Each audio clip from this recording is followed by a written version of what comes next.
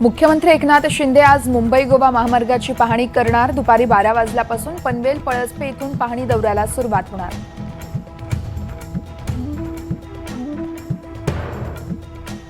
छत्रपती संभाजीनगरमध्ये आज आदित्य ठाकरेंच्या हॉटेल बाहेर भाजप आंदोलन करणार। अंबादास दानवेंनी पंतप्रधान मोदींविरोधात केलेल्या आंदोलनाविरोधात आज भाजपचं उत्तर।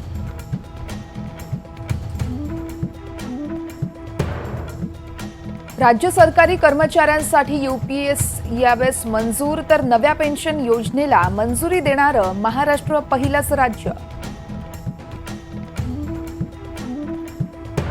पश्चिम रेल्वेवरती 31 ऑगस्ट पासून 35 दिवसांचा ब्लॉक, 960 लोकल फेऱ्यांवर परिणाम, तर 5 दिवस 10 तासांचा पॉवर ब्लॉक। मुंबईसह राज्यात आज मुसळधार ते अतिमुसळधार पावसाचा इशारा। ठाणे, रायगड आणि रत्नागिरी तसेच सिंधुदुर्गसाठी ऑरेंज अलर्ट, तर मुंबई आणि पालघरला येलो अलर्ट जारी। खडकवासला धरणातून मुठा नदी पात्रात 31,000 क्युसेकनं पाण्याचा विसर्ग। पावसाचा अंदाज पाहता विसर्ग कमी जास्त करण्याची शक्यता। हतनूर धरणाचे 18 दरवाजे उघडले, 97,000 क्युसेक पाण्याचा तापी नदी पात्रात विसर्ग। नदीकाठच्या गावांना सतर्कतेचा इशारा। पिंपरी चिंचवडची तहान भागवणारं पवना धरण 100% भरलं। घाटमाथ्यावर रेड अलर्ट जारी, तर पवनेतून पाण्याचा विसर्ग सुरू।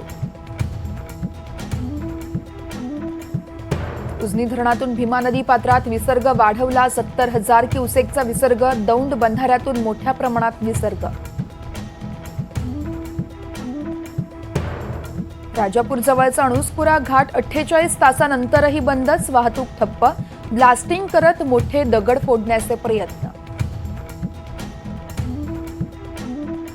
नांदेडचे खासदार वसंतराव चव्हाण यांचं निधन, हैदराबादमधील किम्स रुग्णालयात सुरू होते उपचार।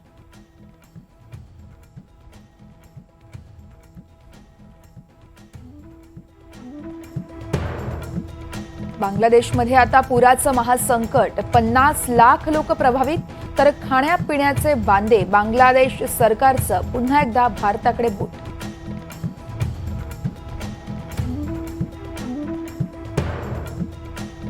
मथुरेसह देशभरात साजरा होतो श्रीकृष्ण जन्माष्टमीचा सोहळा। ठिकठिकाणी आरतीसह पूजा, तर श्रीकृष्णाचा हा 5251वा जन्मोत्सव सोहळा।